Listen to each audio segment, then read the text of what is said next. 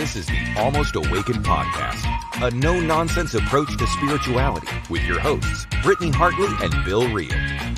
Here we dive deep into the wisdom traditions while acknowledging insightful breakthroughs in science, psychology, and human development. Our goal is to explore the good life and the very best of spirituality. No nonsense required. Check us out at almostawakened.org, where you can check out past episodes, make a donation, email us a question or comment, or find out more about the resources we shared. And now, today's podcast episode. All right, another episode. I got sooner or later here in the next month or two, I'll sit down and fix it so that slowly kind of fades out or something, because I don't like the abrupt stop on it. But Britt Hartley, how are you? It's so good to see you. I'm doing great. We had a huge positive response from our last podcast with Nick Jenkel. That was super, super fun. I have a joke for you. I don't know if you watched the new Neil Brennan comedy thing he has. He's a comedian I really like, and he had this joke that I wrote down to share with you. He's an atheist, Neil Brennan, and he says that atheism is the height of white privilege. Think about it. Religion basically says, hey, can we interest you in an afterlife? And white people are all like, no, thank you. I'll just take my supplements. I'll be fine. And it was such a good, the way he delivers it. I don't have any delivery. I'm not a comedian, but the way he delivers it, it was so good. And I was like, you know what? There may be a little bit of truth to that. You know how comedy is. There'll be a laugh, but there'll be a little kernel of truth in there. Anyway, I really enjoyed watching that. Sweet. I'm excited. Just before we went live here on the show, you were telling me about some of the upcoming projects. I was telling you about one. We should have some good material kind of filling up the next 3 or 4 weeks pretty easily, and excited for the listeners to kind of get a view for that. I was just telling you, I'll show you here really quick. Native American flute. My friend Jess Fouts gave this to me as a gift in memory of my mother. And there's a whole story behind that. I won't share that here, but next week's episode, I interview Jess, and she plays a bunch of instruments. Her and her work partner, Jacqueline, they do these sound meditation healing retreats where they just have like 20 or 30 instruments, and they'll just pick 5 or 6 and they'll play them over the course of a few hours and help people to kind of deal with some hard things and some of the science behind what music does for us. Because again, music has been a tool of humans for probably a few 100,000 years. There's some science behind music being something that does some real work with our central nervous system and other parts of our body. And so I'm excited to share that with folks next week. But today we're going to talk about Jesus. We're just a few days away from Christmas. And you had said something about a month ago, maybe a month and a half ago, said, why don't we take the New Testament, take Joshua bar Yosef, Joshua, son of Joseph, and go into his life. You and I don't think that Jesus resurrected literally on the 3rd day. We don't think he really walked on water, but those might be the least important things that he gave us. And so we thought maybe today we would jump into the Christ figure of the New Testament and see what things he said that were of worth. Do you remember, Bill? Let me just stop you there. Do you remember Please. A few years ago? You'll have to tell me when it was, but I think it was during a place where the podcast was really going into your Mormon discussion podcast is really talking about some difficult things. And one year you just read the whole Christmas story as a podcast with no commentary. Do you remember that? Yeah. Yes, but vaguely. And there was a time, I've got a podcast out there called the Mythical Jesus Podcast, and it's at christoffaith.org. Still there. There's 27 episodes or something, but I was just taking the New Testament and, hey, forget Christ as a literal figure who did these literal supernatural things, but let's see if maybe there's some teachings in here that are of deep worth. And the Christmas story itself, maybe I'm rambling here, but the Christmas story itself, there is lots of things in that story that we impose going a certain way and in reality not. Just one example is Jesus being born in a manger and how we depict that, and no room at the inn, and the reality is he's probably at a family member's house. Once we understand those words in Greek and Hebrew, he's probably at a family member's house. There isn't any room in the main part of the home, so they had to stay in the lower part of the home, which was kind of a place for the animals. And it was a much different picture being painted than kind of the depiction we get around the nativity story. But anyway, for what it's worth. Yeah, I just love the idea. I loved when you did that years ago when I was just listening to the podcast. And I love what I really wanted to do is I loved that each year you would kind of give us where you were at with Christmas, right? And sometimes you just, you know what, let's take a break from what we're doing and I'm just going to read the Christmas story. Or sometimes you would dig into a different kind of Jesus. Or and so I just love the idea that, every time around Christmas time, we'll take a little pause from whatever, we're into on the podcast lately and just talk about how we are meeting Christmas that year. What about Jesus's teachings can we still take with us on our journeys, and what things are, not resonating with us that we're going to leave behind. And if anything, I just want it to be something where we're giving people permission to do the same, because I had a lot of clients this month before I kind of shut down my hours who really, they're in the midst of faith transition, or they feel like they have kind of put a lot of their faith transition behind them, but then have no idea, like, how do I meet my family and my community with this holiday? And I got all this baggage, and what do I do?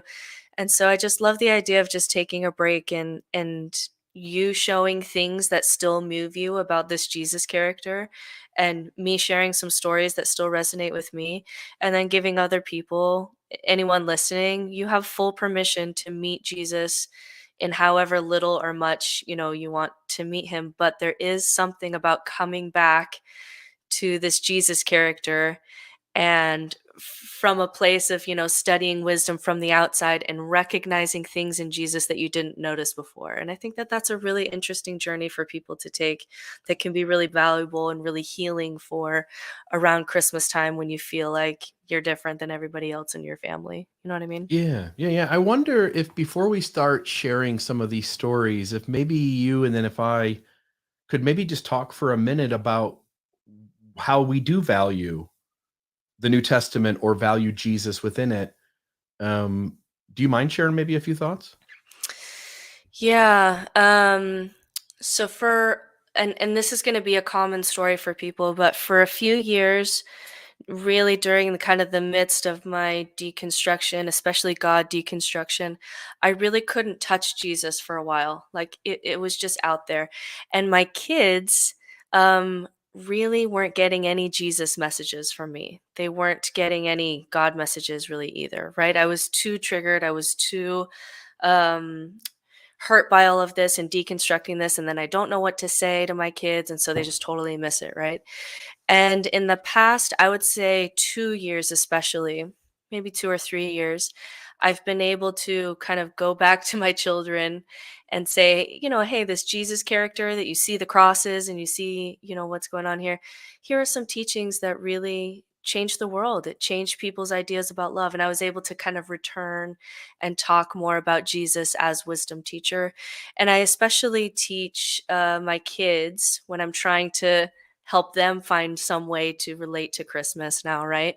I really just focus on the principles of radical love, especially love, to the marginalized, right? To the people that um, are hurting and that kind of thing. So the Good Samaritan lesson is a lesson that I gave on Sunday to my kids, and that's been a way that I can um, for myself and for my family come back to the Jesus character. But I had to put him on the shelf for a while, and I think it's okay that people do that, or people know that they can do that, that they don't have to make sense of Jesus today, especially if you're in a faith transition, because you and I have read many books on, radical Jesus and heretical Jesus and all these zealot Jesus kind of books to help us make sense of it.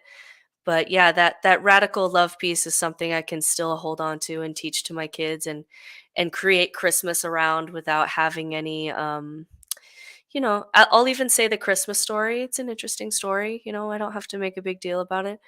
Um, but I don't have to also, say things that I know that I don't know. I don't want to play that game with them either. And I was never a Santa person, so we never did Santa in my house. So my Christmas, in fact, mutual friends of ours do the straw in the manger, and every time you do a service, you put a straw in the manger for baby Jesus. It's something I started years ago. The Bloxham family created that. And so we do that, and we never did Santa because I never liked lying to my kids. And we just focus on that love principle, and pick out the stories of Jesus that I still love, and that's how we do it in our family. What would you do? So tell me how you're meeting Christmas, and then also tell me, like, if your kids were 5, 7, 10, 12, how would you do Christmas if your kids were young and with you? Yeah. Okay. y- um, so first, my kids are older, and you're saying like pretend if they're younger. We did do the Santa thing, and I think I would do Santa all over again. I think there is something, again, everybody gets to choose their own thing, but for us, I thought there was something very magical about that. And soon as our kids got to an age, we were, I think every one of our children transitioned nicely to knowing the reality of that. I don't have any of my 4 kids who express any trauma over that. And I also know that there are kids out there who the way in which they learn reality about that story has caused them some distrust in their parents and distrust in others and some hurt around being essentially lied to. So I would probably do Santa again. I really don't have a problem with Jesus. I'm going to stammer here for a minute, but I want to try to flesh out an idea. When it comes to the New Testament, I don't believe those stories are generally literal. I think some of it has some historical basis in people. I think there was a Jesus figure, a religious zealot within the Jewish community who was rebelling against uh, the leaders of his faith, who were too much of sticklers for rules and judgment and shame. And when I look at the Jesus figure, I went back and read the New Testament with fresh eyes, and I was in awe of what the New Testament actually says in terms of how we should treat others and what are the people who are causing damage to a society, and who are the people we ought to wrap our arms around and love and find more ways to make safe spaces for. And when I read it that time around, seeing those things, it was very different from what my faith community had taught me about the Jesus figure and who he judges and who he shames. And I think there's still value in the teachings of Jesus of the New Testament, but there's 2 caveats. One, not as valuable as other voices in the midst of my life. I'll just put Brene Brown at the very top. Studying her books, her work, and I say study, but reading and thinking deeply about her work, I find much more value in how we humans ought to treat each other than say Jesus of the New Testament. I think folks like Jack Kornfield from the book that we did with Buddhism for Beginners, there's a lot more good practical advice there. Folks like Eckhart Tolle or Sam Harris or Krista Tippett, just podcasts like Krista Tippett, where she does On Being and interviews different people and just lets them share their life and draws out kind of deep human pieces going on and interwoven in people's lives. So one caveat is I don't think it's the most valuable voice we could listen to. I think there's 1,000 others. I don't see the Jesus of the New Testament of having any more value than, say, the Bhagavad Gita or the Quran, although there's a lot of debate, and I'd be happy to engage that someday on what's healthy and unhealthy in those books, because I think there's a heavy dose of both. And then the second caveat would not only be that there's value in the Jesus voice, but not as much as other voices. It would be that, just to the idea I just said, which is the New Testament, even the words coming out of Jesus's own mouth are both good and bad. There are things that Jesus says that I would not want him to say, that he is creating unhealthy spaces of judgment and shame, or teaching something that my inner gut tells me isn't true. And because people trust those words explicitly, it leaves very little room to kind of pick it apart and say, okay, these are the 70% of things I would keep, and these are the 30% of things I would throw out. And I bet it's somewhere in that range for me, 70, 30, 80, 20. So with those two caveats, I'd say that the New Testament is still worth study, still worth thinking about and wrestling with. And I have, and still do, though not as much, still do find value in checking out the New Testament. Any thoughts there from you? Yeah, a couple. I'm going to ask you this, but I'm also asking the audience if you're watching this live, because I'm curious to see if anyone else is triggered by this. So with the Santa that you were talking about and the magic, I think the thing that stops me from being able to do that, and I want to know if anyone else has this triggered too, I get really irrationally triggered by Christmas movies that are like forcing kids to believe when they're starting to have doubts. And so, like a movie like Polar Express, the kid's like researching the North Pole, and he's like, I don't think, this is not adding up. And throughout the whole movie, it's like, get this kid to like, just believe anyway, just believe.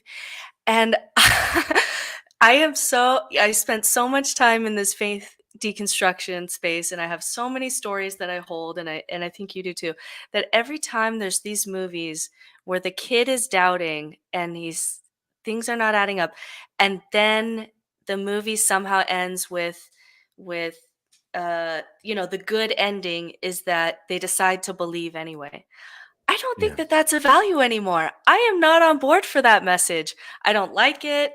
I also think for a lot of kids, like Santa and God get really mixed up. It's like this white bearded man in the sky that answers wishes to people who are on the good list.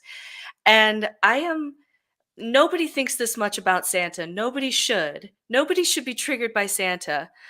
But this like just believe stuff around Christmas time, around a Santa Claus in the sky with gifts for you and all of that, I cannot handle it. I am watching Polar Express with my kids, having like a triggered response, thinking, "No, kid, you don't have to believe. Don't doubt your doubts, kid." And I am so traumatized by this that I just cannot do Santa, and I can't do any like just believe Santa movies. It's too much for me. I don't know. Do you get that at all? See, this is probably too much for anyone. No. I'm with you. There's a certain level of deception in passing out the Santa story. And, we have all these cultures that have little deceptions in them to their children. There's a Native American tribe that the adults dress up in costume and then scare the hell out of the kids. And when the kids turn like 12 years old, the adults let them into the trick, and then now they get to dress up too and also scare the children year after year. And I'm not a big fan of that. And I probably would do Santa all over again. The other thing I'll say too about Santa, the adults in this world who are most eager to get close to your children, most willing to get close to your children, probably are the adults you should be the most careful of. And so Santa is a really easy one. If you've got a grown adult man who loves to be in costume and put kids on his lap, I probably would second guess any stranger's motives who wants to be in close spaces with my children.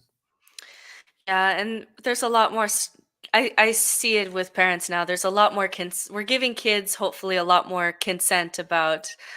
You don't have if you don't want to. These pictures where you make the kid cry by sitting on Santa's lap and you force them to sit there.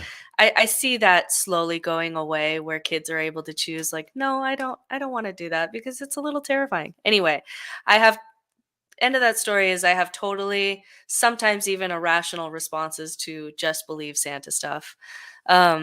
It's difficult for me because I feel like that little kid. I was Mm. that kid trying to figure out stuff, and I didn't want people to tell me these little half truths or to keep truths from me. And I don't know. I spiral about it when I watch Yeah. Christmas movies.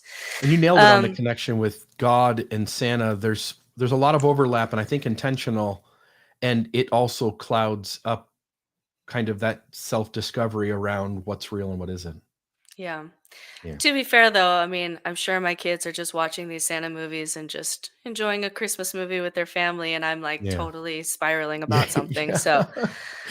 that is also Gotcha. true. But I do like what you say about the New Testament. There's stuff in there that is valuable, but like you said, it's also we recognize the value of it often because of the wisdom we're bringing into it. Do you know what I mean? Mhm. Any person who really has um, a really beautiful understanding of mystic Jesus, mystic teacher Jesus, often had to like you say, expand their wisdom material to outside of Jesus, and then you can come bring that wisdom back to Jesus and say, oh, there's something here, there's something here about living simply, right?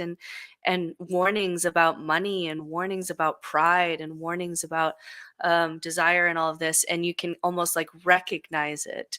But I feel like you can't get it all from the New Testament, like you're saying. And any one person can go into the New Testament and make some changes and make it better, right? Because it's not a Yeah. perfect document. So it's almost like, yes, it's a wisdom text, but it's often the wisdom that you're bringing to the text that makes it, a wisdom text.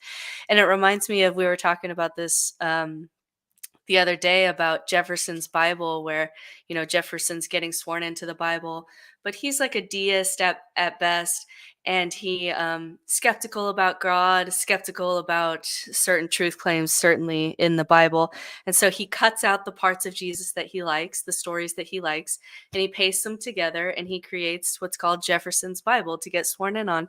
And I kind of love that approach. It's really what we're doing today. This is our kind of Jefferson's Bible of we'll do Christmas, but these are the stories that still resonate, and this is kind of what it means to us.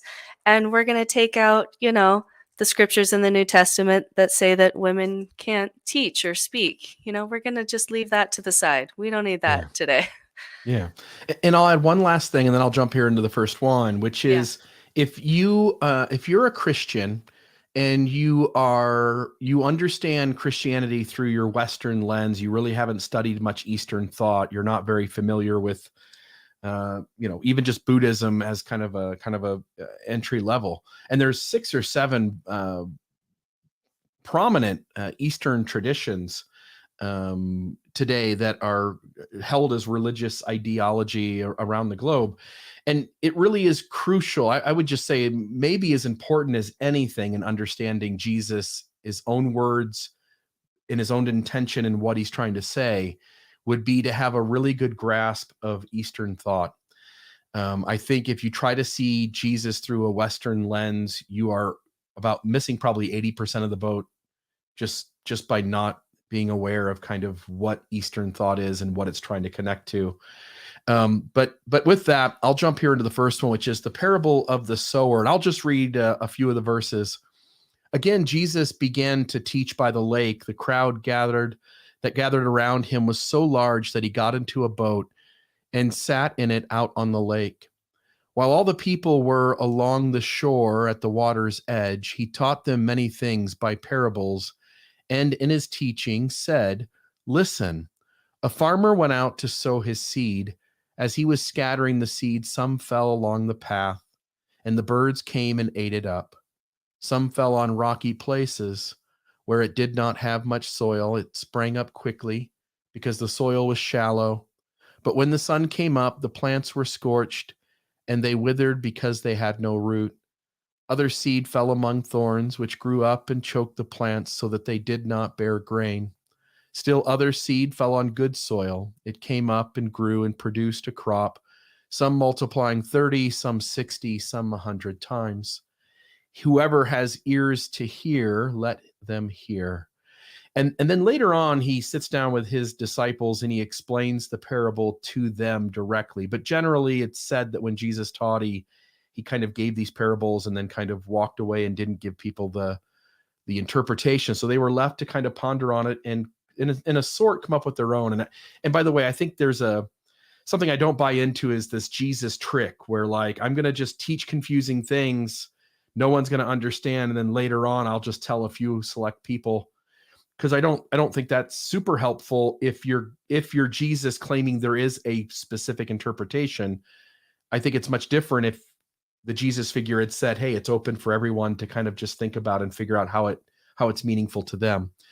But this first story, the parable of the sower, I love it for a couple of reasons.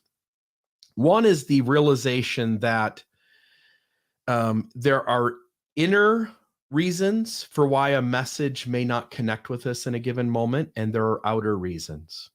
And sometimes we're just too young, we're not far enough along in our own life, that the ground inside of us just isn't fertile for certain messages, and that we have to experience life.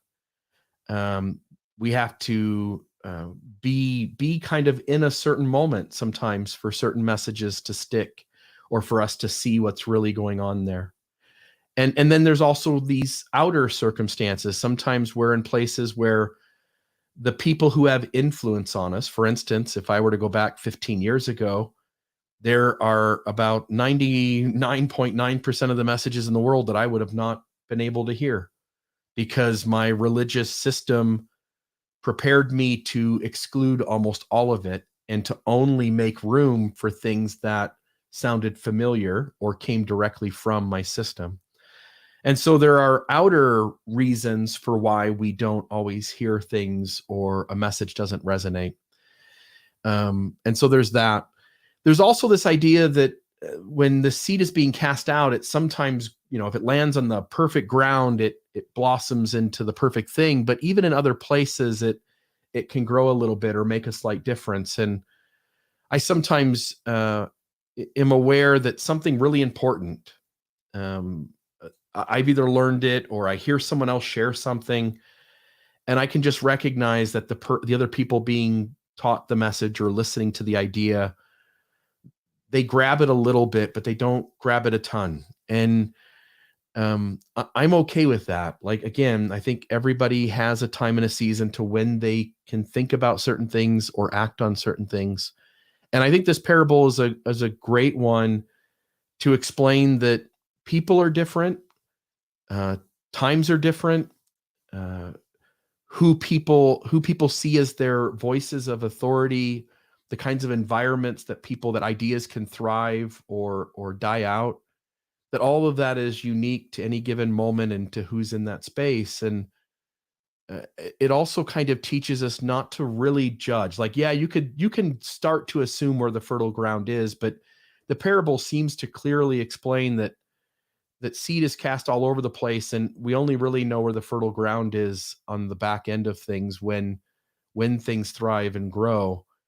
And so we ought to not judge on the front end who is worthy or who is ready to hear a divine message, a spiritual message. And so I think I don't want to do the religious thing where I go around trying to bring people into a faith or a church.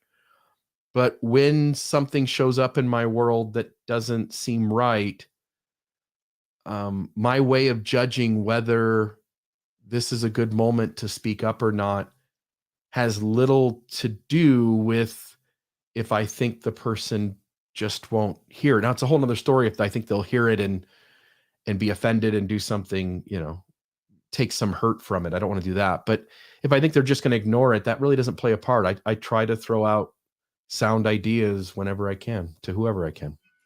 Yeah, that's so interesting. I wasn't sure where you were going to go when you wrote that you were going to talk about this parable.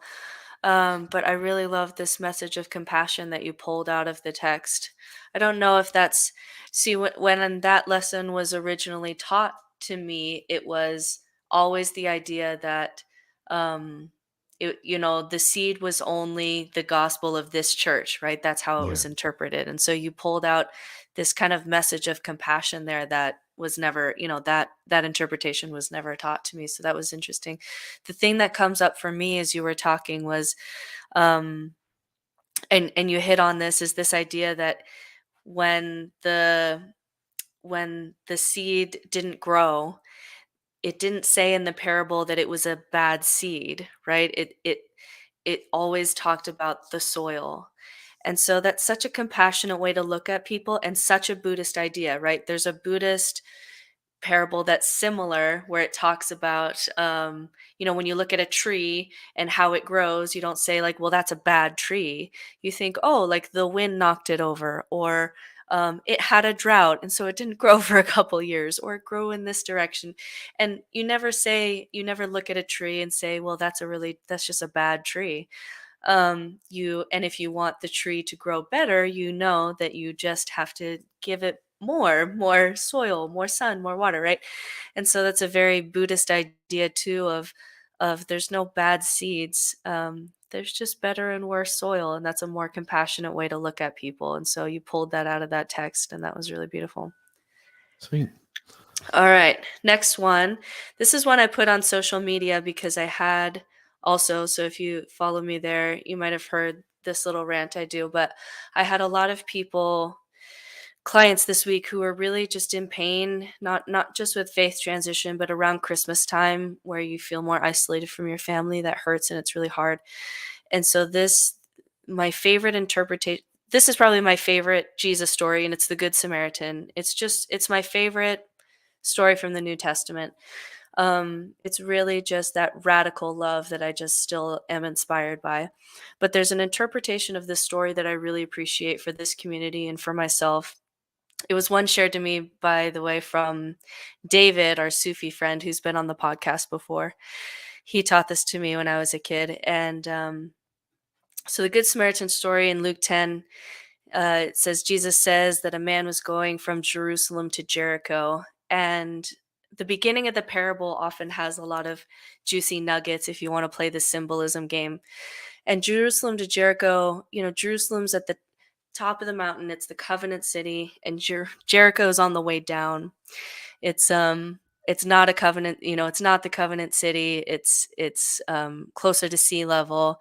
And so symbolically, it's this man took a path downward, left the covenant city, was attacked by robbers, and they stripped him of his clothes, leaving him half dead. And so in medieval times, when they did a lot of symbolism with the text, what this meant was someone left the covenant city, they lost their clothes, which would be their garments, their holy clothes, and they were left half dead. And if you're reading this spiritually, the half dead they're spiritually dead. They're spiritually wounded on the side of the road. So a Levite goes by, which is the priesthood. The priesthood cannot save you in that place. A priest goes by, which is the church. The church cannot save you in this place. But a Samaritan comes, takes pity, bandages his wounds, pours oil and wine, and he doesn't take him back to Jerusalem. And he doesn't say, I'll bandage your wounds if you come back to Jerusalem. He tended to him on the side of the road, right, in the wilderness, and took him to the innkeeper. And to me, this story is not just about radical love, but it's about loving people who are hard to love, right? Not easy to love. People outside your tribe. But also for this story, to me, it's a story of loving people who are feeling spiritually wounded on the side of the road, and how the priests and the Levites in the church will walk by. And if that isn't a prediction for, what's happening in the broader world of religion, I don't know what is. And a lot of that I'm obviously reading into the text, and who knows what Jesus meant by that and all of that. But I love this kind of symbolic story that I can pull out from the text of this person being spiritually wounded, and real love shows up in the wilderness, in the trenches, in the blood. Not judging this person who, why have you left Jerusalem? And I always like that about this story. Oh, you're muted, Bill. Sorry, there's the part where the Samaritan is kind of half in the Jewish faith, and they're really not seen as being fully included, right? And again, I don't know, what the facts are behind that. I've not really studied that out, but from that point of view, the main gist of the story you just shared for me is to put your money where your mouth is, and that often the folks who you would think would be first in line to help because they're the ones who claim they're the good guys helping, in reality are nowhere to be found when real people need real help. And that, to have the Good Samaritan show up after others had passed by, there really are a lot of good people in this world who do a lot of volunteer work and giving to real charities that do good. We've got a listener down here in Southern Utah. His name's Roger, and he goes to the soup kitchen every week. He collects food from Costco. They take the muffins that are one day past due, and he'll make sure that they get into a family's hands that could use some food. And there really are a lot of people who, blood, sweat, and tears, try to help out folks around their town or their city that really need deep help. And it's often not the people who, from a surface level, you would think would be the ones who are doing the helping. And I think the Good Samaritan is a reminder, not just of, hey, help people when they're down, but also to open your eyes and be aware of who you thought would be helping but isn't. Yeah, which is exactly what I used that parable for, because I was essentially calling out the light the world community and saying, I know you want to light the world, but as you're so busy trying to do these little activities and these little, projects, there is someone in your family, there is a friend that you have that is in faith crisis. Statistically, that is true. And they are hurting, and everyone is walking past them on their way to do their white light the world thing. And I essentially kind of used that to call that out because I was getting so sick of this light the world stuff when I had just so many clients who were just like, my family won't sit with me in this and I'm so alone. And it was just so heavy on me this week. I'll also add, the juxtaposition of sympathy versus empathy. If I can walk by a vending machine, throw $10 in and go, there, I helped feed somebody, I guess it's better than nothing. And there is real time that could be spent doing real help. And I don't know, vending machines might be the easy way out for us. So anyway. Definitely. All right, what do you got next? All right, this is a really short one. Mark chapter 1, verses 21 and 22. He went to Capernaum, and when the Sabbath came, Jesus went into the synagogue and began to teach. The people were amazed at his teaching because he taught them as one who had authority, not as the teachers of the law. And I could never have seen it this way until I kind of deconstructed my faith and got to the other side. But what I see here is somebody teaching with inner authority, right? Like they've figured out some things in life. They no longer accept hook, line, and sinker, the system that was handed to them. And they have an inner authority or inner wisdom with which they teach. And as I look around the world today, I mentioned one of these names earlier, the book that the four of us did on that Buddhism for Beginners, Jack Kornfield, the author, last name starts with a K, not a C. And when I listened to those 12 parts of him, and it's an Audible book, it's a book on Audible, but it's not really a book. It's 12 in-person presentations he's giving that are recorded as he's giving them. And as I hear him talk, it doesn't matter what subject he goes into, he's got beautiful stories to connect to them. He's got a beautiful inner wisdom. He really does understand humanity. And he really does have sound advice for how we can reduce suffering and be happier. And when I was taught this scripture inside my faith system, I recognized, and they're imposing on me that our leaders have priesthood authority, our leaders have the keys, our leaders are the only real ones who can do the real supernatural magic things and make rituals count.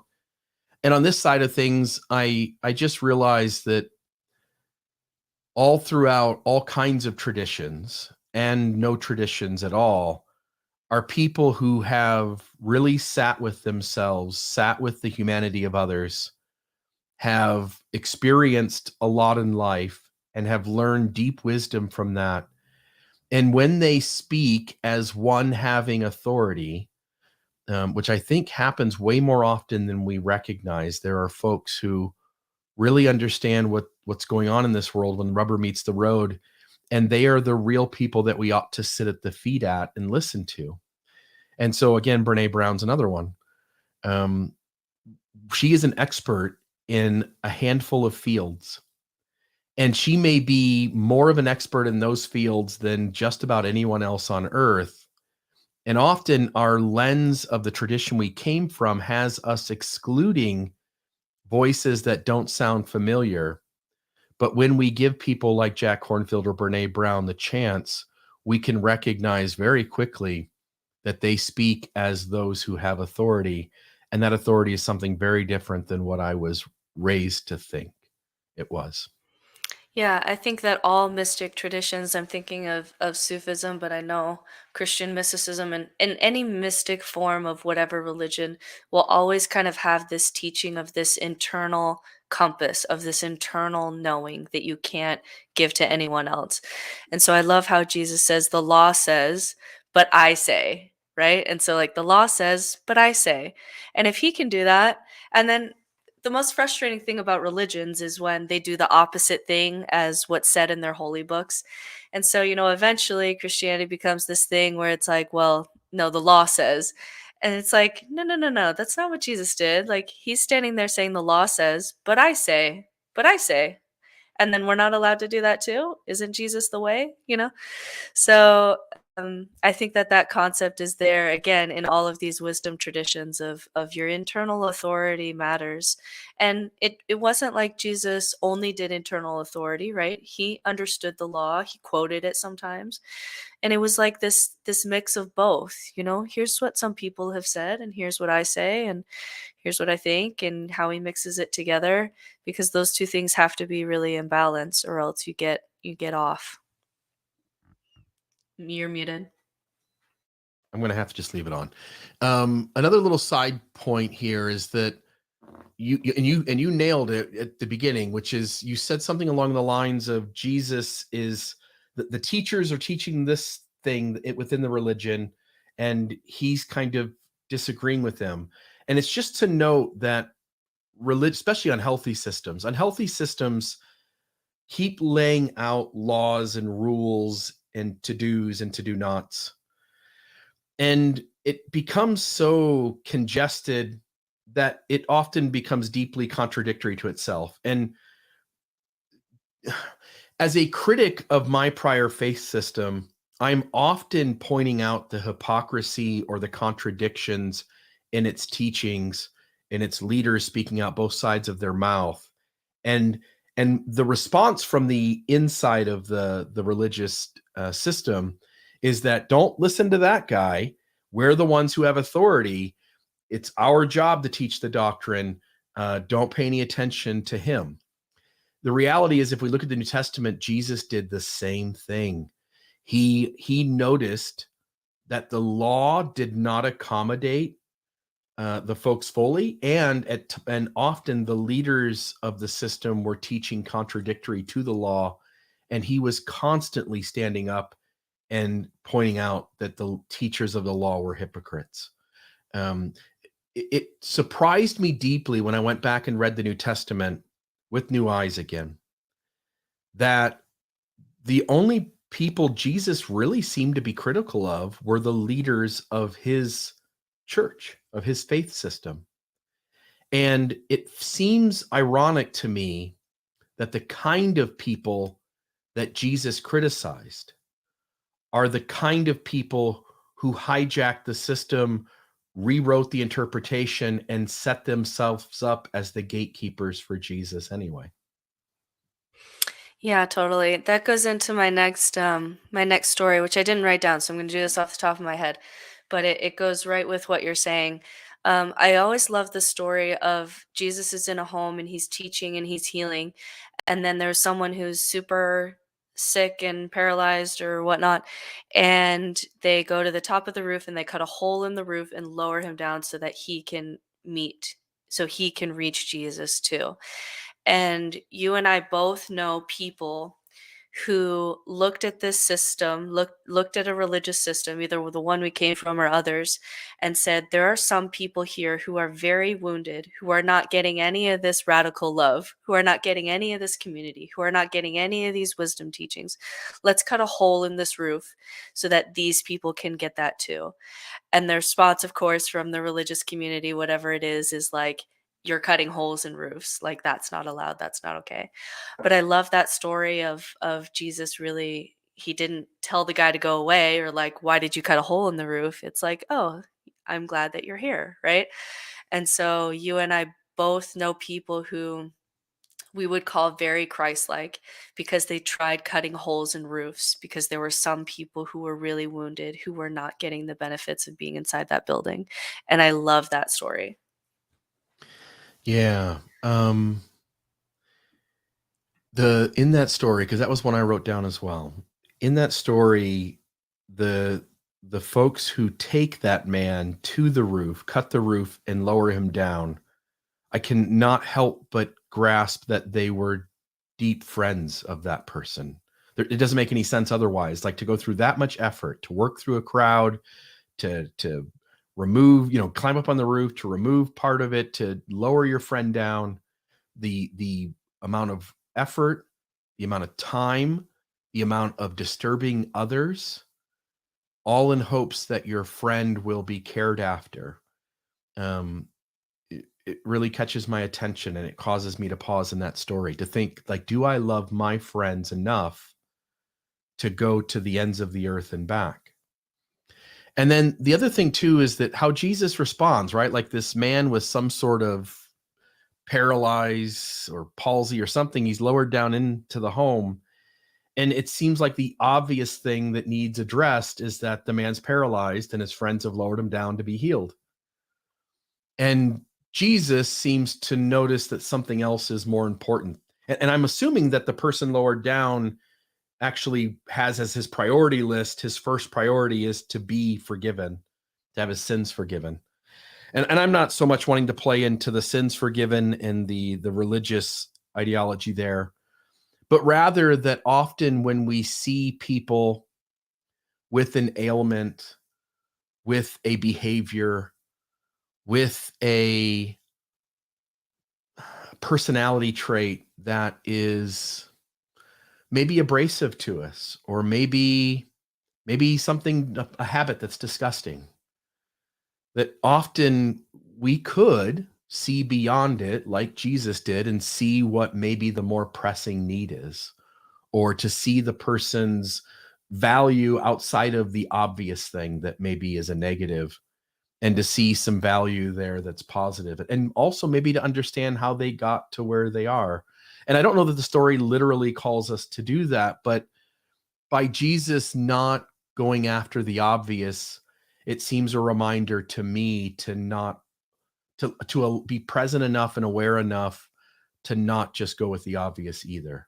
And there have been times in my life where I've been out with friends and somebody expresses some hurt, and I know how the normal conversation flow would have gone, like, oh, it's horrible, let me tell you my story, and then it moves away from that person very quickly.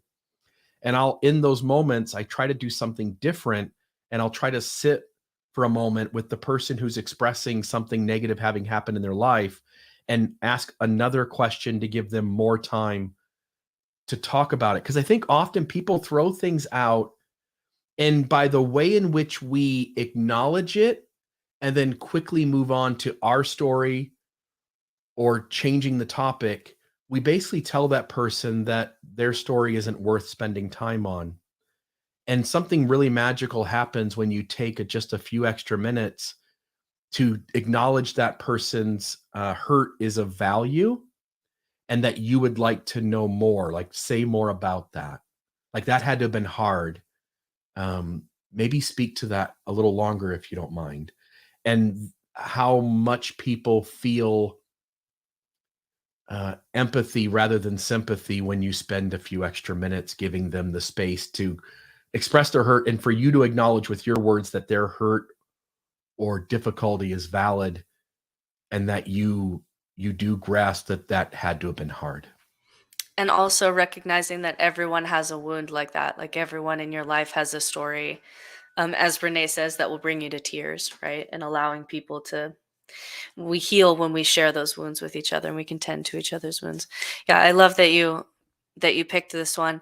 I'm reminded of how Jesus, you know, when he was condemned for the kind of people he hung out with, it was like he made space for children and he taught women in a kind of radical way, and lepers and people who were considered outside of the society. And it's like, what is happening with Christianity as a whole today? Like children, sex scandals that were swept under the rug, women who want, to be a part of it and to be seen and heard, and the lepers that aren't even in the society at all that we push to the outside are absolutely the LGBTQ community. And so I see just such Christ-like people who cut holes in roofs for women and children and the LGBT community and people of color and anyone else who just said, I wasn't invited into this home, right? I'm not allowed in here. Yeah, and religious leaders, again, if you read the New Testament without the bias of the system that you're in, religious leaders are the folks who are being criticized by Jesus. And notice in the real world, especially with unhealthy systems, it is the religious leaders who set themselves above the law and make themselves unapproachable. Isn't that so funny? That's like the peak of just like how silly we are as humans, is that I've been in multiple churches where that church claims to be the one true church. And so if you claim to be the one true church or the right way or the covenant people, that by definition makes you the Pharisees in these stories. And I have never had a lesson, unless I was the one giving it, going on my soapbox. I have never had a lesson where you read the Jesus parable and you consider your religious community as the Pharisees in the story. And what do we do about that? We are always the good guy and the hero and the Jesus followers. And it's like, no, no, no, no, no. Like if this is your claim that you are the covenant people, you are that in the story. And I have never had a lesson where that was really addressed, No. because we just always, I mean, it's human nature. That's bigger than Christianity or Mormonism or anything. That's just human nature to read a story and say, well, obviously I'm the hero. Like, obviously I'm the good guy. And it's like, probably we're the Pharisees in that story, right? Yeah, totally. All right. Why don't you go to Jesus prays in a solitary place? Why don't you do that one? Which one is that? I've got the raises a dead girl. So go back up to Mark 1.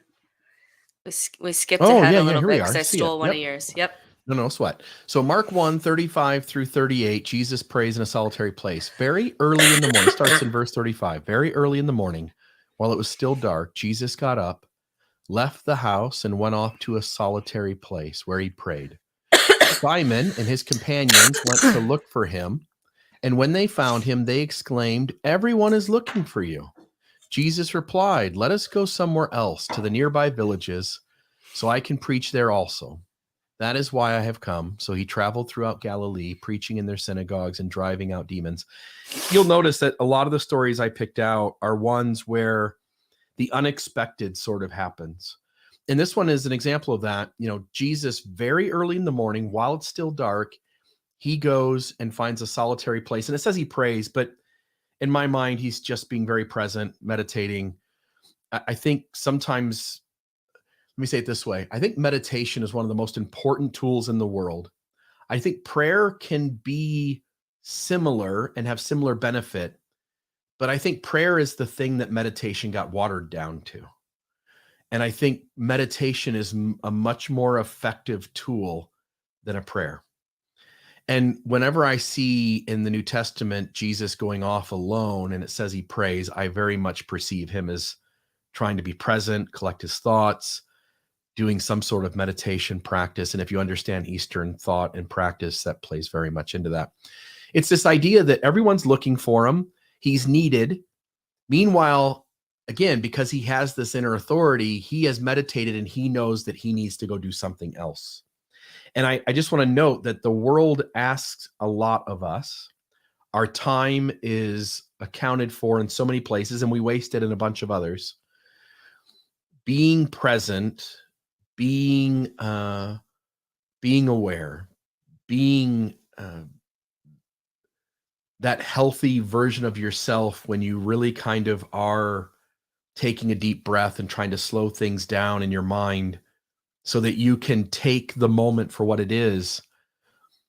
Often when we do that practice, it will remind us of the more important things to be busy doing, the more effective ways to do, and we will notice more quickly when we're overwhelmed and we need to do some self-care.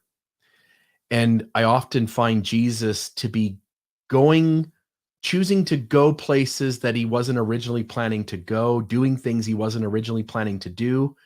And a lot of those in the New Testament seem to come after he separated himself for a moment and meditated. And I think that's a big deal to notice that. I think it's a very important part of the story that never gets talked about. Yeah, for this one, I what comes to mind is being a woman and being a mother, because often it's kind of expected that you're going to that your job and that it's easy to do because you're a mother is to unconditionally love all the time like Jesus did, right? That's the expectation. It's like, well, even for Jesus, he sometimes went into the wilderness for 40 days, even though people needed him, even people when people were wondering where he was.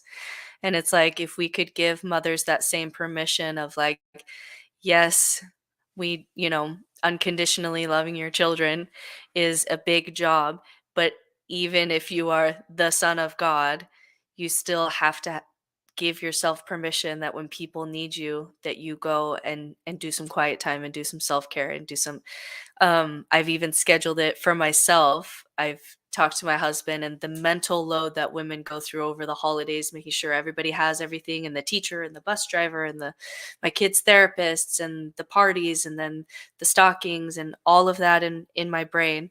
And I scheduled like a staycation, like a hotel day where I'm just gonna go to a hotel and I'm just gonna lay down and I'm just gonna crash.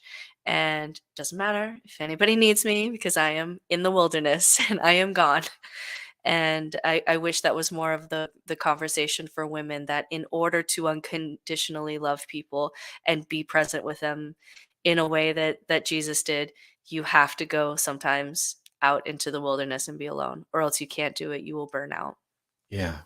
And where you are needed or where you would best be served to be, and again, as you're pointing to self-care, isn't always where people are demanding you be and demanding that you do. And being wise to your own health, being wise to your own needs, um, can help you see the difference between those. Yeah, like the expectation, like you need to have neighbor gifts. And it's like, no, I don't need to do that. Yeah. I'm gonna make sure that I'm okay so that I'm present for when my neighbors need me or I check on in on them, and I don't need to put that on my plate, right? Right. It's that permission. Totally. 100%. All right, so the next one that I love is Jesus turning over tables. And it's more just to me the actual action than you know, trying to protect the temple or whatever, religious message that you pull out of that. I just love that a part of being holy is sometimes going in and turning over tables and rocking the boat and saying absolutely the fuck not. Like that is also part of being a holy person. And to me, it's not so much like the literal interpretation is, we're trying to protect the temple because the temple's most important. And it's like, no, to me, this message is about when there's something terrible and awful and scandalous and even evil going on in places that are supposed to be of God. The correct holy response is some holy anger and saying absolutely the fuck not. And so to me, when we look at stuff like sex scandals in the church, and it's like that is this situation. The most holy thing to do in that situation isn't just to like quietly tell the leader and allow the leader to like call the lawyer and make the non-disclosure and do this all quietly. Don't rock the boat. No, when a children is hurt in a house of God, that is something evil going on in a place that's supposed to be holy. And the most holy response to that is turning over a table and saying, no, not here. We're not doing this here. And to make a big fuss and to make a big mess and rock the boat, because that is not okay. And I love that response of like, holy anger has its place when you're a holy person like Jesus. He didn't walk in and just try to like, hey, we probably shouldn't do this, you guys, quietly.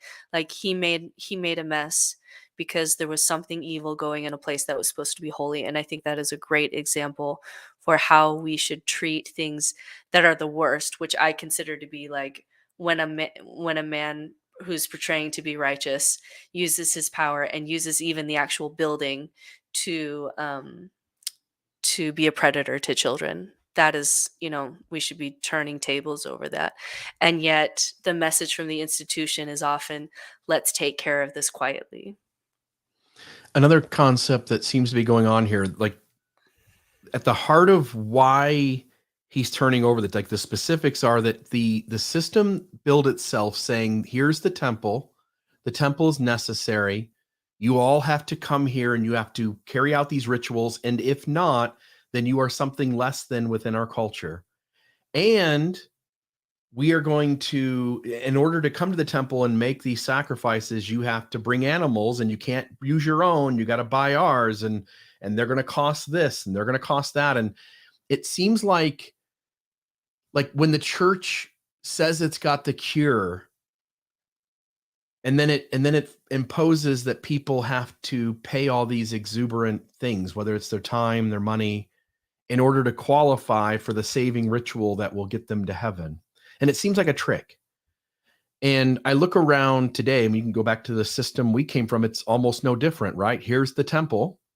You need these rituals. You need to go on a regular basis. But in order to go, you have to give 10% of all of your money. You have to serve in callings. You have to be able to answer these questions. And I think on some level, Jesus saw through that. Whoever Jesus was, I think he saw through that.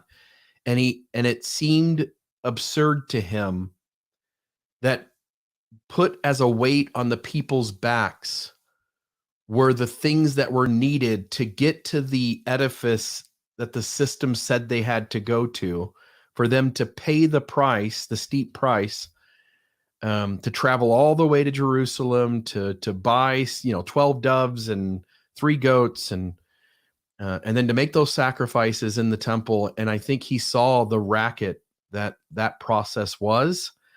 And I don't think that racket is much different throughout a lot of Christianity. Yeah, it reminds me of, this is just a little side rant. We try on this podcast to do enlightening things.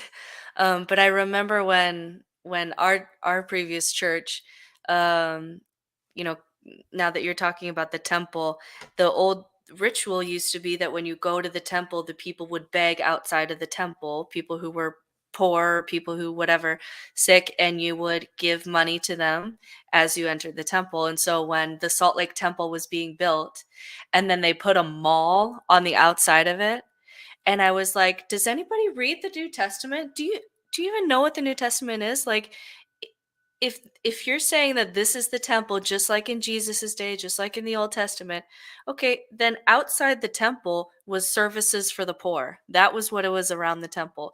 And we put a mall, like a Nordstrom's, like right there. And I was like, I was so upset over this because it was just so shocking to me that like that was clear as day in the text, that this is what was happening around the temple. And it made me so frustrated at the time. And I had a lot of holy anger, and I flipped over a lot of tables because I was very upset about it, because that's not what was supposed to be around the temple. It was supposed to be a place where the poor could go and receive help. And we put a Nordstrom's there. If there is a true and living church on the earth, it sure as hell wouldn't be building a shopping center. Not, if you're trying to do with the New Testament and you're trying to say that you're scripturally, accurate with all of that, then, an addiction center, some food kitchens. Like that would have been a great way to say, like, no, we're doing it like New Testament style. This is a new, these are ancient truths from the Old and New Testament. That would have been the way to do it. But man, we did not do that, did we? No. All right, so the next one for me is just the phrase that Jesus wept. And here's why I love that this was added into scripture. So this verse occurs in John in the narrative of the death of Lazarus. And so what I love about that is Lazarus' sisters, Mary and Martha, they send word to Jesus that he's died. And so Jesus is talking to the grieving sisters.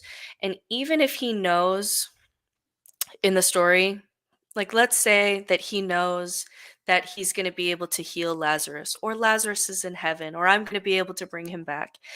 He doesn't do that right away. The first thing he does when he's sitting with his friends who are mourning is that he cries. He cries with them. And he apparently had the power in the story to fix it. And he doesn't. He cries first with them. And that's a little hidden nugget to me. That's a little piece of wisdom there, that before there's healing, before there's new life, before the phoenix rises and in all these stories, he stops and he weeps and he feels the feelings and he just cries with Mary and Martha. I am so sorry. And he just cries with them. And I think there's wisdom just in that, I'm going to stop here and I'm going to cry with you. I think Yeah. that's really beautiful. Sometimes it may be the best and only thing you should do when someone brings to you a hard thing that they're going through. Sometimes we try to talk our way through helping somebody, and I think often adding words diminishes our ability to hold space with them. Yeah, sometimes you just stop and cry. That's what Jesus did too. All right, next you have that raises a dead girl. Yeah, the interesting story, right? Like this girl's. I'll just read it here. When Jesus had again crossed over by boat to the other side of the lake, the large crowd gathered around him, and while he was by the lake, then one of the synagogue leaders named Jairus came, and when he saw Jesus, he fell at his feet. He pleaded earnestly with him, "My little daughter is dying. Please come and put your hands on her so that she will be healed and live." So Jesus went with him. A large crowd followed and pressed around him, and a woman was there who had been subject to bleeding for 12 years. She had suffered a great deal under the care of many doctors and had spent all that she had. Yet instead of getting better, she grew worse. When she heard about Jesus, she came up behind him in the crowd and touched his cloak because she thought, "If I touch his clothes, I will be healed." Immediately her bleeding stopped, and she felt in her body that she was freed from suffering.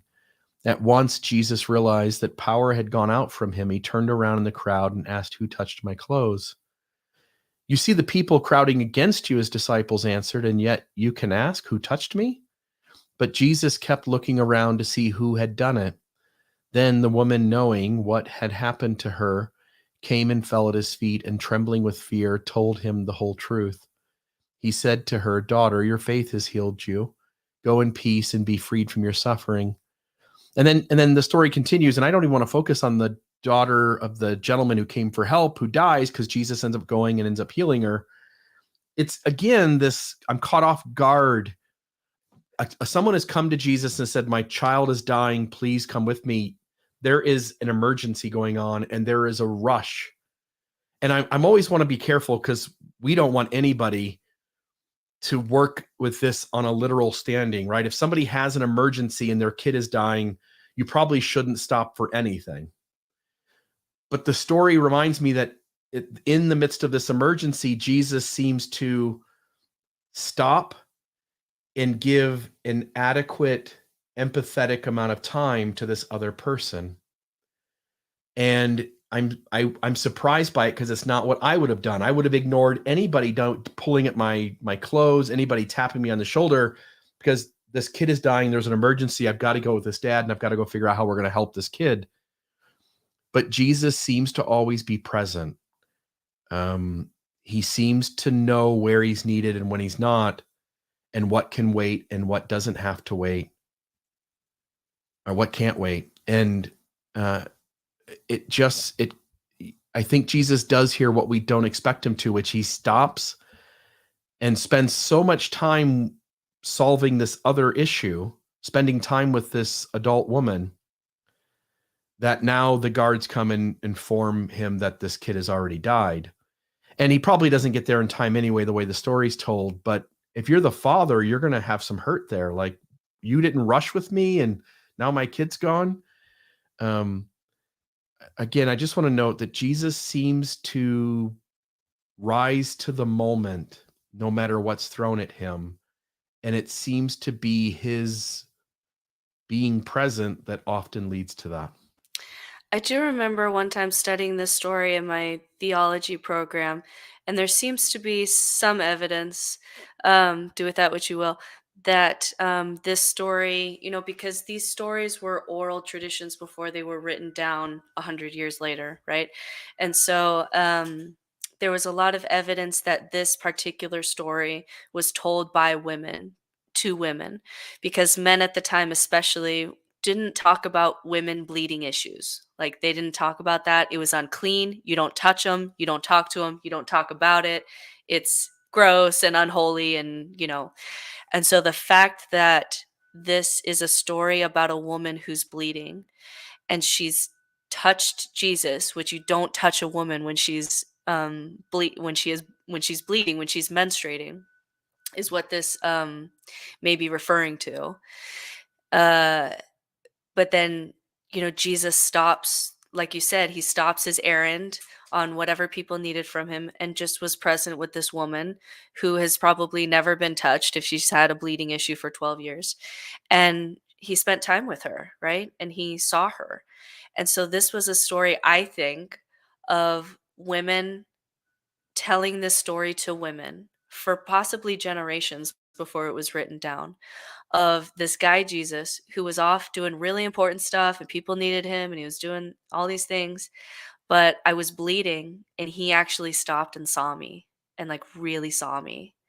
And for a woman, for a woman now, that's something really powerful and incredible, for men to stop and really really see you and really see your suffering. For a woman 2000 years ago who couldn't even be talked to or touched or allowed in society if they were had bleeding issues, that would have been absolutely next level. Like you said, like it's shocking. It's something that you don't expect. And I think that this is a story that's passed from women to women.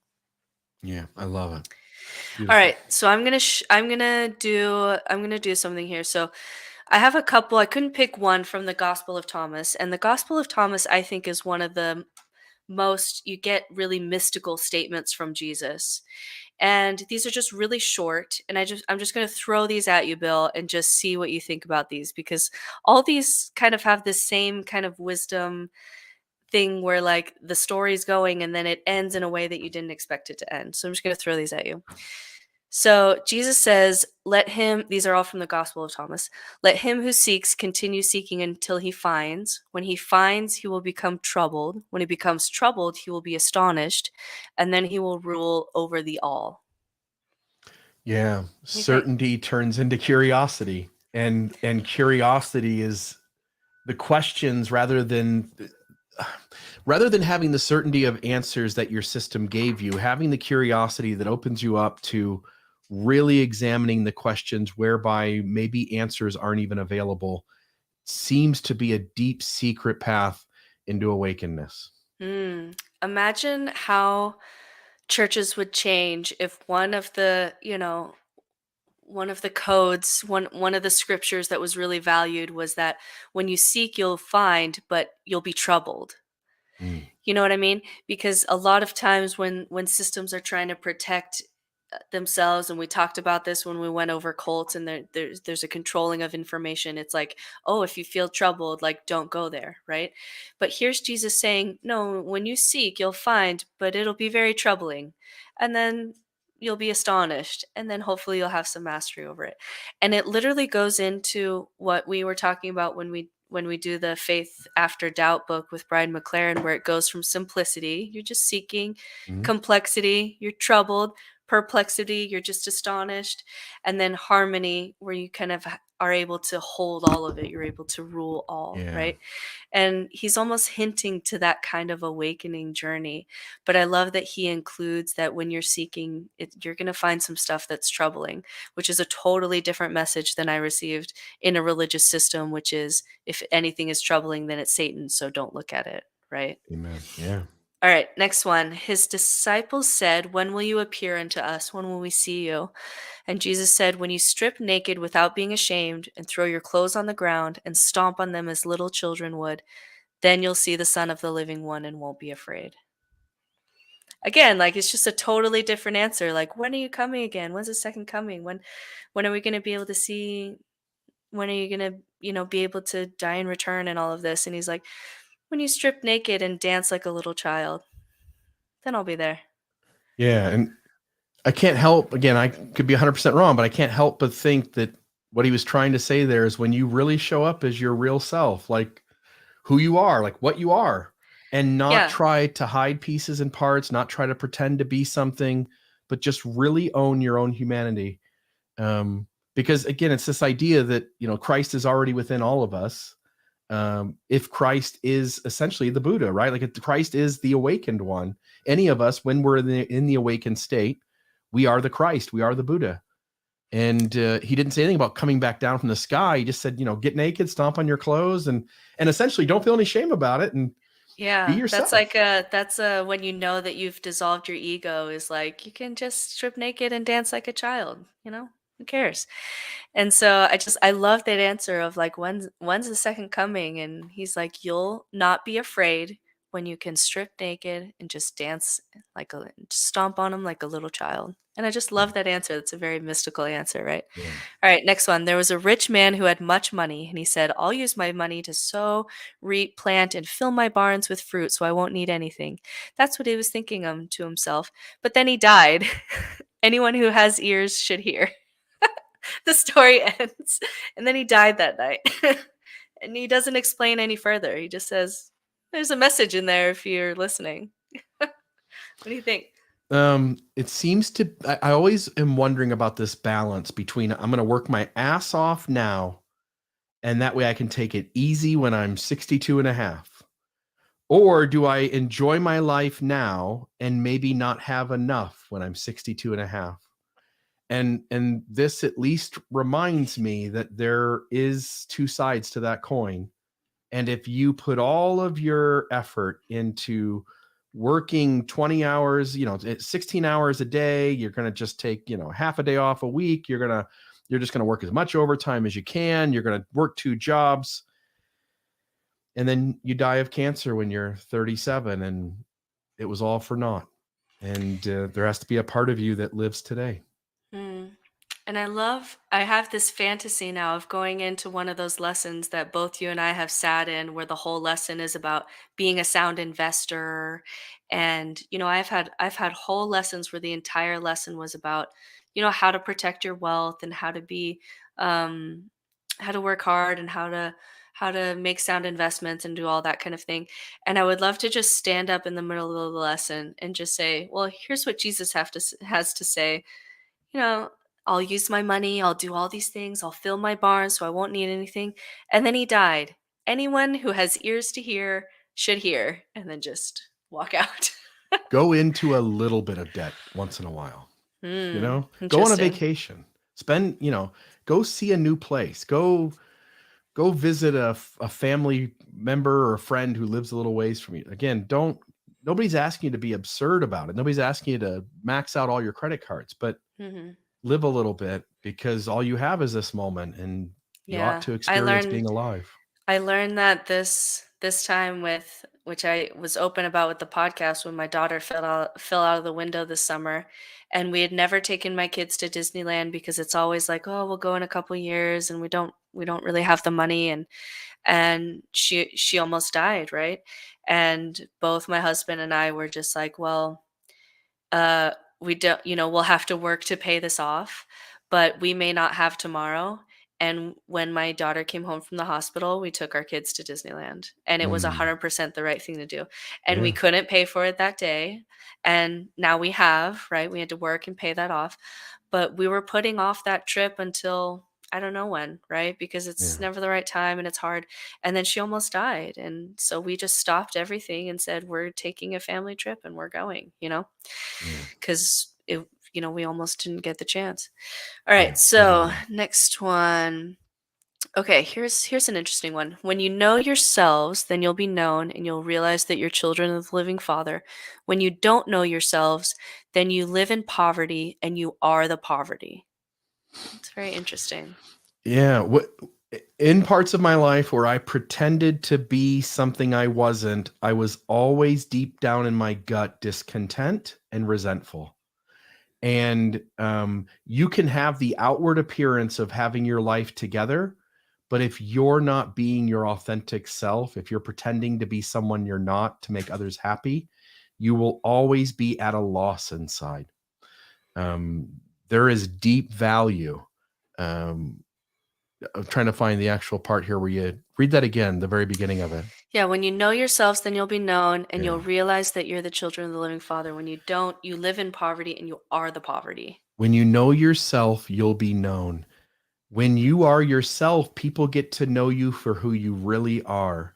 And whenever you pretend to be something you're not, everyone, you might get the acceptance and maybe even the praise of people around you, but it never quite feels good enough because they're not actually praising you. They're praising the idea of you. Nobody really wants to be loved for the idea that they present of themselves. People really want to be loved for who they are. Yeah, and I love this message of poverty. And it's like, what is a homeless man lecturing me? What is a homeless man telling me about poverty? Like he has no assets, he has nothing. And he's talking about poverty in a totally different way, that when you don't know yourself, you not only live in poverty, you are the poverty. Like Yeah. that's an interesting statement coming from a homeless man, right? It's a different Yeah. kind of poverty. All Yeah. right, Jesus said, if you give birth to what's within you, what you have within you will save you. And if you don't have that within you, what you don't have within you will kill you. Interesting. Okay. I'm going to have to read this again. If you give birth to what's within you, what you have within you will save you. If you don't have that within you, what you don't have within you will kill you. You're going to have to tell me your thoughts. I would have to Yeah, meditate on that for a while. this one again, it's just one of those surprising statements of what are you talking about and who's killing who, and I think it goes back to what we were talking about last time, that when you give birth to that thing within you, right? So let's just say your awakened state or your best self or that egoless place, and you find that and you give birth to that, that part of you will save you, will save your life. And if you don't go through that process, if you don't give birth to yourself essentially, then what you don't have within you, not giving birth to that in yourself, it will kill you. Mm. That's what I got out of that. Okay, I like it. All right, last one is this, and this is all from the Gospel of Thomas. If you're wanting to find a way to maybe reach out to Jesus this year, but you don't want to go back and do New Testament or or the stories you've heard 1,000 times, I really recommend going through the Gospel of Thomas. You get these really interesting phrases that, like Bill said, you can kind of sit with and meditate on. All right, last one from Gospel of Thomas. His disciples said unto him, when will the kingdom come? And he says, it won't come by looking for it. They won't say, look over here, or look over there. Rather, the Father's kingdom is already spread out all over the earth and people don't see it. And this is what's so interesting about Christianity in general, when there's just so much discussion about the second coming, and especially when you get into the hoarders, the the people who are getting ready for the rapture, and they've got guns and food storage, and everybody's going to come onto my property, and they're just really, really intense about the second coming. And it's so interesting because in these scriptures, everybody's asking him, like, when is the Father's kingdom's going to come? And he's like, it's already here. It's within you. Take off your clothes and dance naked. Like, Jesus is not saying, hoard bullets because the kingdom's father is coming. He never says anything like that. He says it's here, and he says it's within you, and he says strip naked and be like a little child, and it's already here and you won't be afraid.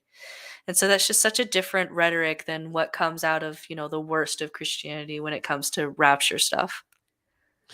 Yeah, most religious systems in Christianity are expecting Christ to return someday and put everything back in order. And I think that view leads to people not taking very good care of the planet.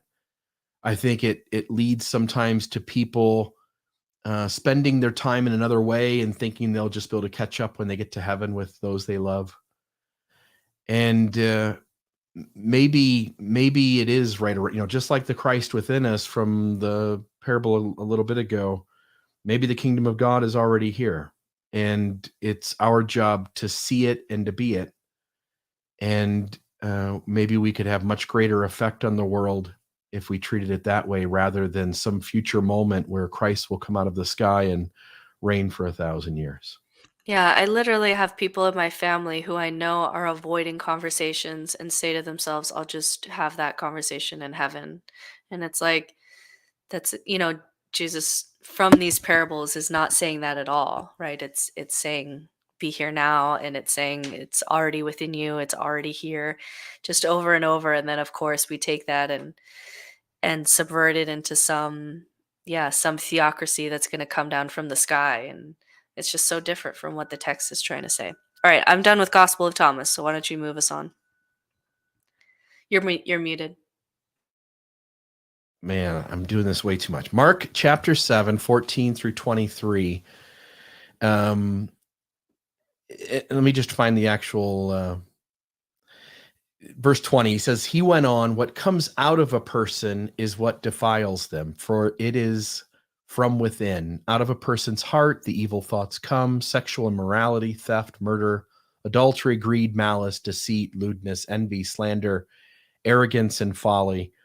All these evils come from inside and defile a person. And I took this a little different direction. So first, I agree. People, religious systems are often worried about what foods you eat, and, where you take a number 2 and how many steps out of the city you walk before you do it. There's just so many absurd rules. But so that's one idea that I think he's directly hitting at, which is that there's all these laws and rules, and they often have little to do with whether someone's trying to be a good person or not. And they can be a distraction, and they can give people something to focus on that really has nothing to do with their goodness. And we see that in the system we came from as well, where you can't drink coffee or tea, for instance. And that's such a ridiculous litmus test for whether somebody is obedient to the things spiritual or whether someone is a good person inside. But I took it a different way too, which is that we all have thoughts, and our thoughts stay inside of our head. And we're not really in control of our thoughts. I mean, we can, with intention, create a thought in our head. We can, with awareness, change the thoughts in our head from one thing to another. But if you were to sit and pay attention to the thoughts as they run through your mind, which is often part of a meditation practice, is to observe your thoughts, you'll realize that your thoughts aren't yours at all, and that they are just constantly arising and going away, with new things arising each moment. And my point is that it's only when your thoughts come out of your mouth as words, or your thoughts come out of your body as actions and behaviors, does the outside world see your goodness or non-goodness, right? And so you take someone like, say, Mr. Rogers, and I have no idea what Mr. Rogers thought inside of his head. I watched the Tom Hanks movie, and it's kind of creepy. I don't know if you've seen that or not. It's a little creepy, where it gives the perception that there's a lot of maybe unhealthy things going through Mr. Rogers' head, but that he always shows up and does the right thing. And so it wouldn't matter if Mr. Rogers was predisposed to abuse children in his head, or if he thought really mean and nasty things about his neighbor, or if he constantly had thoughts come up to do something atrocious in the world. The only thing that matters is what we all saw. And so no matter what someone's thoughts are inside your head, you do get, and again, I'll also make the argument there's no free will, but I don't think these fight against each other exactly. You do get to decide what human being the outside world sees. And when you die, it will be that people will remember you as. It will not matter what thoughts came into your head that you didn't act on, didn't say, didn't behave. So if good thoughts come in to do things and you don't say them or do them, or if bad thoughts come in and you do them or say them, the harm you're going to do in the world and the negative persona that people will see you as, you will be what comes out. It is what comes out that defiles you. Um, you get the chance every day. I do this in my life. I have thoughts like everyone else, and some of those thoughts aren't healthy. But I'm really trying every day to show up as a good human being. And so when a thought comes in to do something that's not healthy, I try to not carry that out because I know that it's only what comes out of me that defiles me. Yeah, I definitely meet that as a mother, and like many mothers, more than we ever realized, can have intrusive thoughts where our brain is so deprived and so overwhelmed that you can start to think scary things about your kids. And I automatically thought that I was a bad mom or not fit to be a mom. But it goes back to what you said, that it wasn't until someone told me that the thoughts that you come into your head, you can't, not only can you not control them, they're just going to appear, but also it doesn't make you a bad person or a bad mom. For someone to tell me that it was normal to like have some weird thoughts when you're a mother with young children, and you're in survival mode and it gets pretty scary in your brain, for someone to tell me that there have been great, fantastic, amazing mothers who have brains like that, especially when they're young, and choose as best they can to show up as the mother that they want to be, are not remembered for all of those thoughts. They're remembered for being a good mom. And that gave me so much hope that I just didn't know, because nobody really told me that it was okay or it was normal, and what matters is how you act. And you can't control the thoughts that come into your head, and sometimes our brains think of really weird or scary or even violent things, and you're just like, what do I even do with that? I must be a terrible person. And again, it goes back to the most freedom we can have as humans is that space in between your thought and your action and your reaction. And that's the most freedom that we get, but you can get a lot out of that little space of freedom, and you can make conscious choices to be the person you want to be. And it totally changed my relationship to motherhood when I was able to understand that. All kinds. We have this idea that the good people, somehow just think good thoughts. I just don't think that's real. I think all human beings have good and bad thoughts arising all the time. And somehow good human beings seem to be the folks who figure out how to set one set of thoughts aside for the most part and to act on the positive ones. Mm-hmm. It Mm. was interesting. I just learned a couple weeks ago. I was doing some studies with teen stuff that I'm doing, and it's recommended for teens to not do shadow work.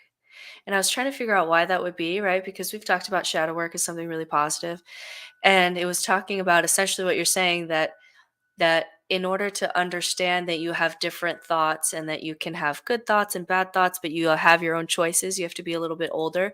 Because if you really dive into that when you're 12, it'll kind of make you feel like you're crazy. Because when you're 12, you walk around and think most people are good, and nobody's thinking of killing me right now, or nobody's thinking something terrible in, these people that are around me, certainly not my mother, right?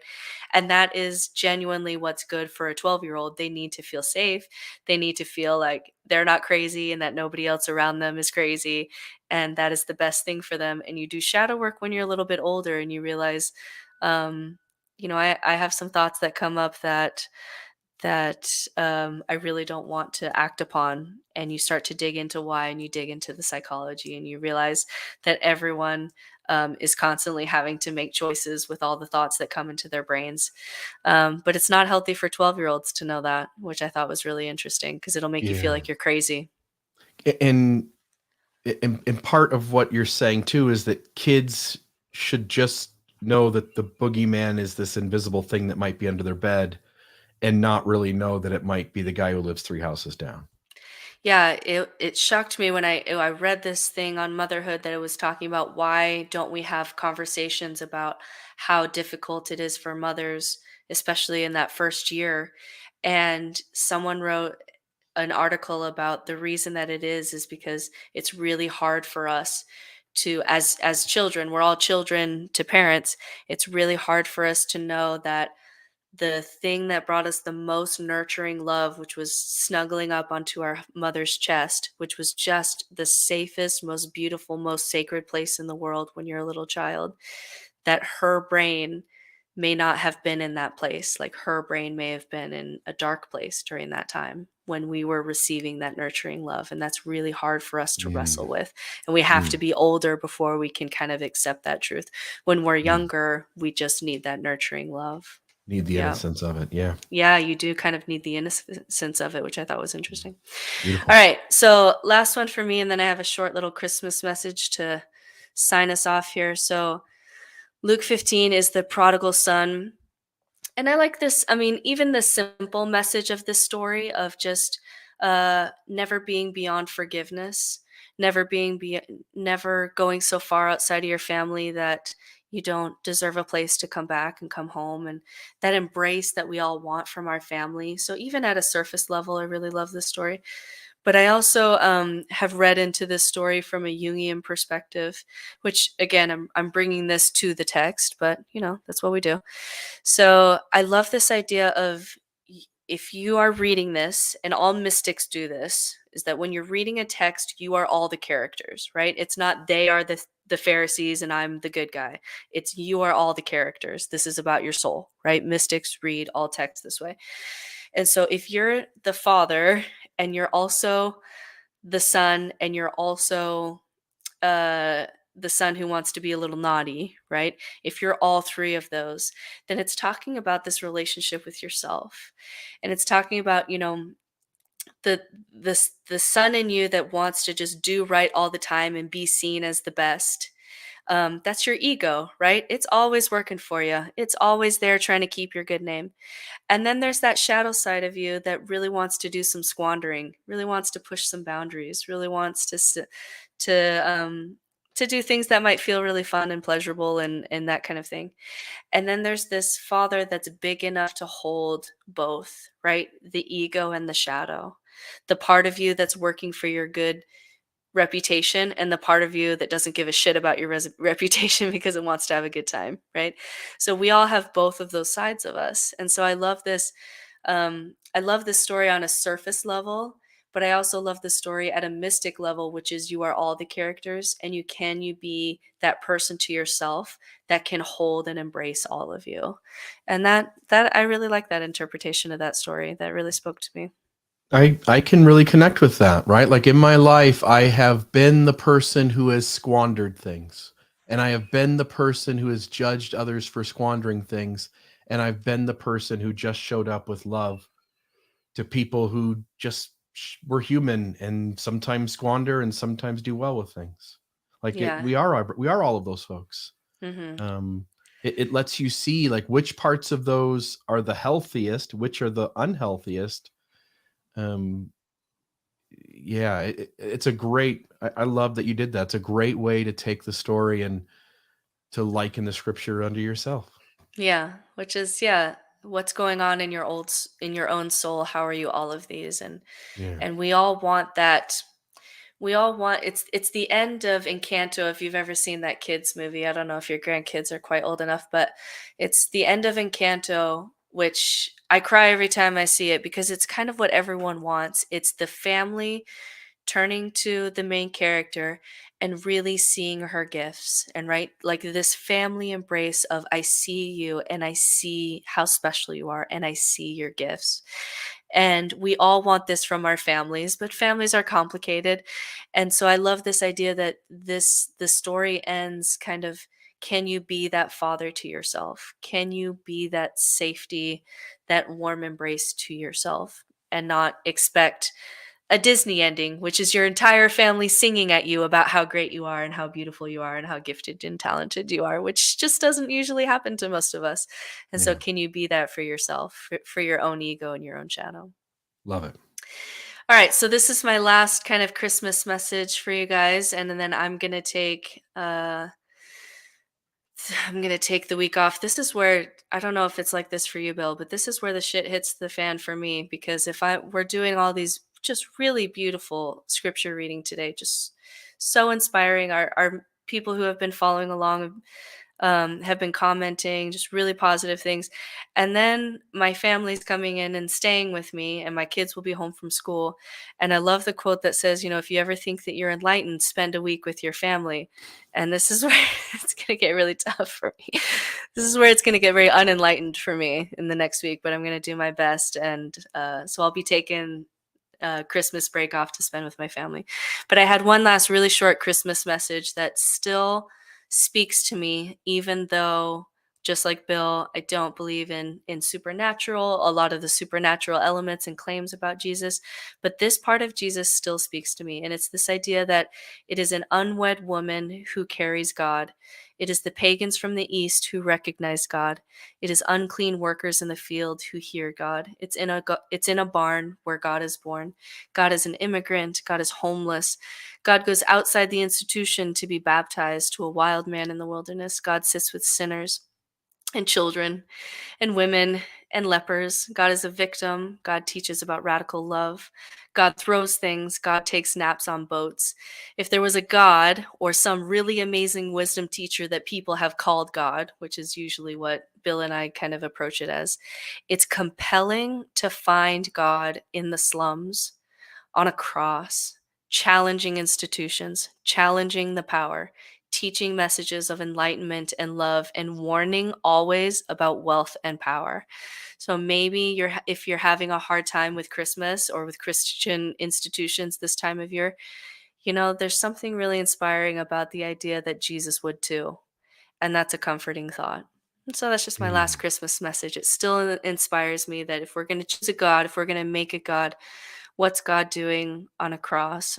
What's God doing with the lepers? What's God doing with the children? What's God meaning when he says, just get naked and dance and be like a little child? What does all that mean?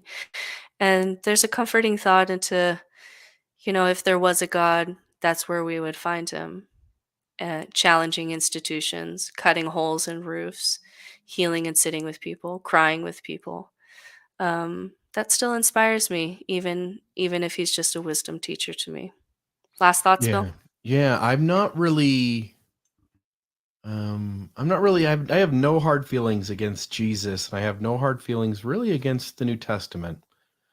I have hard feelings against all the people over a few thousand years who sabotaged the message and made it about something it wasn't. And I think if we can parse those out, I think there's still room for those of us who have had a lot of hurt deconstructing, being betrayed by systems, being taken advantage of and harmed and manipulated by systems. There is, I think, space there to reappreciate the Christ of the New Testament and maybe even the New Testament itself. And not that it is going to be a text that will save you in heaven, but maybe it can sit on the shelf along with a host of other books that add value and meaning to your life. And maybe it doesn't have to just collect dust. Yeah, and if at Christmas time it's a hard time of year, you're not sure how you want to meet this holiday, and like you said, if you're someone who's been really damaged by religious systems, there's something still Christ-like, there's something Jesus-like by turning tables, by crying, by helping people who on the side of the road that the Levite and the priest passed by. There's something really Jesus about doing all of that that we can still meet even when we're out in the spiritual wilderness too. So that all still inspires me. Love it. Beautiful, beautiful episode, Britt. I really appreciate. I'm sure we'll do something like this again, but I really appreciate showing folks that there is other ways in which to still make meaning out of stories that people have let go and no longer believe to be literal. Yeah. And I do love this side of you too. I tell people once in a while I'll get someone who will ask me where I podcast, and I say, "Oh, I podcast with Bill Reel," and they'll say, "Oh, he's a little too angry for me sometimes. That maybe that's just where they're at." And I'm like, "Well, you should check out our podcast because I get a whole different side of Bill, a really beautiful and a really tender and a really wise. Not that it's not okay to flip over tables, which you do on other podcasts. Totally holy to do so Yeah. to systems that are hurting people and causing damage. But I also love this side of you too. If Jesus can both love and flip over tables, then I sure as hell can Yeah. too. Yeah, there's a lot of aspects of you, and I just love this podcast and our time together and everything that you say. If you enjoyed this podcast, please donate. If you can't donate, which I understand during this time of year, monies can be really tight. Please go and at least leave us a review.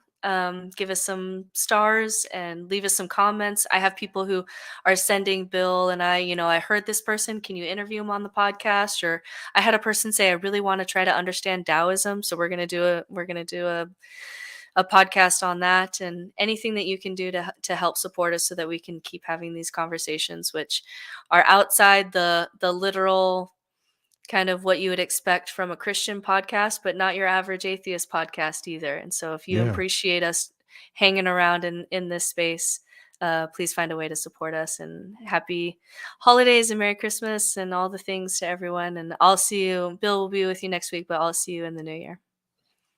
Merry Christmas, Britt, and I hope that you and your family have an incredible holiday season.